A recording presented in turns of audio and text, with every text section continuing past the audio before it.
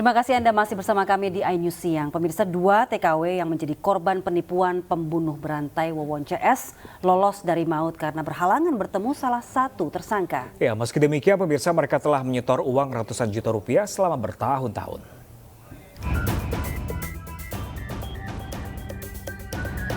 Aksi penipuan penggandaan uang yang dilakukan oleh Wawon CS telah menjerat banyak korban. Beberapa di antaranya bahkan harus meregang nyawa di tangan para pembunuh berantai ini. Namun nasib baik masih berpihak pada 2 TKW, Aslem dan Hana, yang lolos dari kekejaman para tersangka. Mereka bersyukur karena berhalangan untuk bertemu salah satu tersangka, Dede, pada Desember lalu. Meski demikian, Aslem dan Hana sudah terlanjur menyetor uang masing-masing 288 juta rupiah selama 6 tahun dan 75 juta rupiah selama 2 tahun. Saya terima kasih banyak sama Bapak Metro Jaya udah membantu kita, rekan-rekan kita yang masih ada di sana. Kasihan ya, semoga ya jangan ada terulang lagi yang penipuan kayak gini. Mungkin kalau saya kemarin tanggal 28, 29 pergi lagi ke Cianjur ketemu Dede, mungkin nasib saya nggak akan ada di sini. Beda lagi ceritanya. Bahkan setelah tanggal 28, 29 saya pun berencana untuk balik lagi ke Cianjur. Kalau belum kasus ini terungkap. Dan syukurnya kasus ini terungkap. Entah kalau belum terungkap mungkin masih banyak lagi korban yang berjatuhan. Ini soal kemanusiaan, sekali lagi kita sampaikan. Kekejian ini, kejahatan ini, partner in law-nya harus tuntas dan kemudian agar tidak ada korban-korban lainnya. Total ada 11 orang TKW yang menjadi korban penipuan Wawon CS. Siti Fatimah dan Yeni menjadi 2 dari 9 korban yang meninggal dunia usai dibunuh para pelaku. Sementara dari pengakuan korban selamat, masih ada 2 TKW yang hilang atas nama Nene dan Evi. Dari Jakarta, Helmi Sanjengpati, iNews melaporkan. Polisi terus menyelidiki kasus pembunuhan berantai yang terjadi di Cianjur dan Bekasi, Jawa Barat dengan tersangka Wawon CS. Polisi menduga ada motif pembunuhan selain ekonomi karena anak dan keluarga menjadi korban pembunuhan.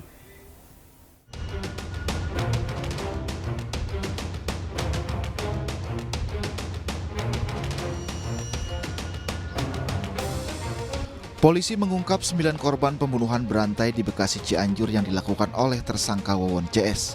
Menurut polisi, 6 dari korban pembunuhan tersebut masih keluarga tersangka, sementara 2 lainnya adalah mantan TKW.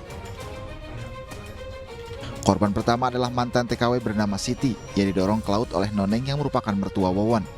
Jasad korban dimakamkan di Garut. Korban kedua adalah Farida, ia dibunuh oleh tersangka Wawon dan dikubur di dekat rumah tersangka di Cianjur. Korban ketiga adalah Noneng, ia dibunuh oleh Duloh setelah diantarkan oleh Wawon.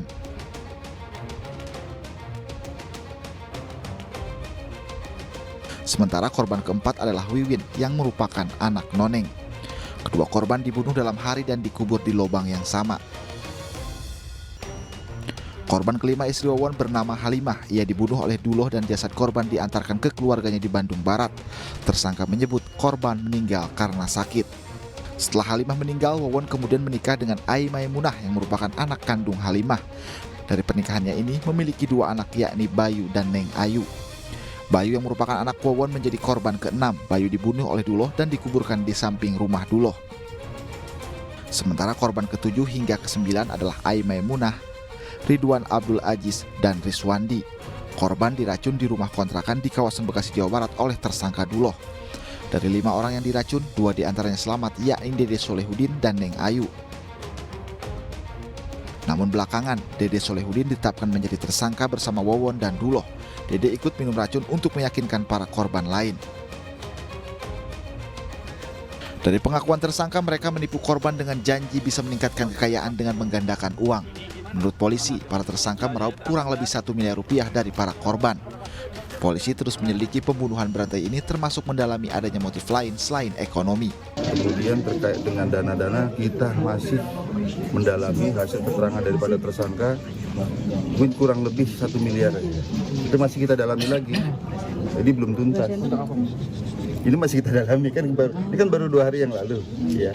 Baru 2 hari yang lalu kita akan dalami. Jadi penyidikan kami ini sifatnya berkesinambungan. Dari ketemu fakta ini kita dalami lagi, ketemu fakta ini kita dalami lagi sehingga bisa apakah ada kemungkinan tersangka yang lain ataupun korban yang lain, kita akan tuntaskan semua itu, termasuk dengan motif. Dan secara preemptif tentunya ini bisa memberikan waspadaan pada masyarakat agar tidak mudah terjebak dalam pola-pola kejahatan atau modus operandi yang dilakukan oleh tersangka ini. Akibat perbuatannya, 3 tersangka dijerat pasal 340, 338, dan 339 Kitab Undang-Undang Hukum Pidana terkait pembunuhan berencana. Penyidik Polda Metro Jaya juga membuka posko aduan di Cianjur, Jawa Barat untuk menjaring terduga korban penipuan atau bahkan pembunuhan Wawon CS yang lain. Tim Liputan iNews melaporkan. Sementara itu, pemirsa, ibu pembunuh anak kandung di Klender, Jakarta Timur telah ditetapkan sebagai tersangka. Pelaku tega membunuh darah dagingnya sendiri karena kesal anaknya sering menangis.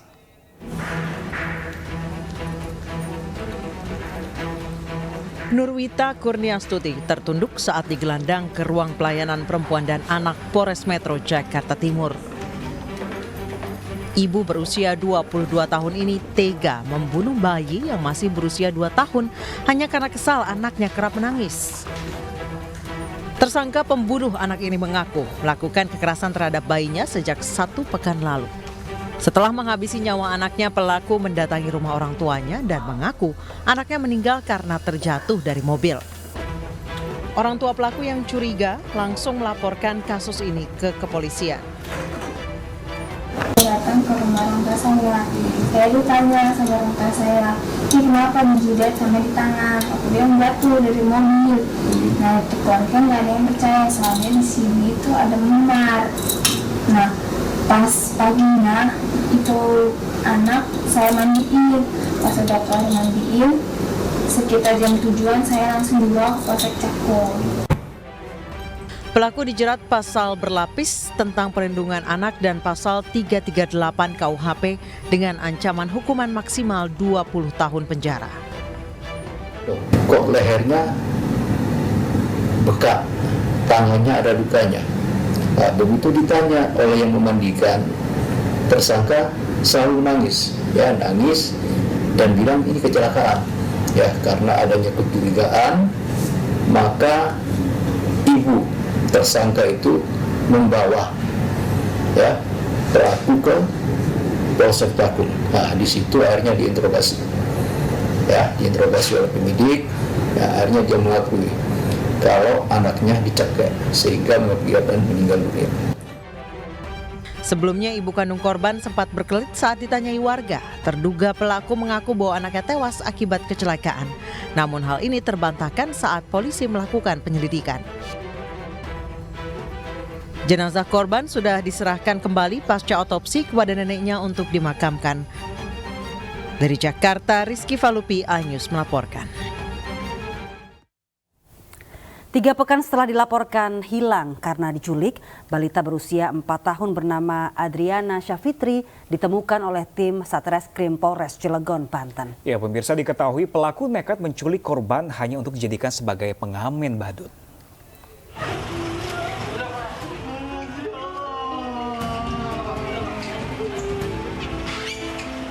Isak tangis keluarga pecah saat pertemuan antara Adriana Syafitri dengan kedua orang tuanya di Mapolres Cilegon, Banten. Adriana Syafitri diketahui lebih dari 3 pekan menghilang akibat diculik. Korban akhirnya ditemukan petugas saat bersama pelaku penculikan bernama Herdiansyah, yang tak lain adalah saudara dari orang tua korban. Pelaku mengiming-imingi korban dengan dibelikan es krim agar mau diajak pulang. Selama dalam waktu penculikan, korban yang masih berusia 4 tahun dijadikan pengemis badut oleh pelaku.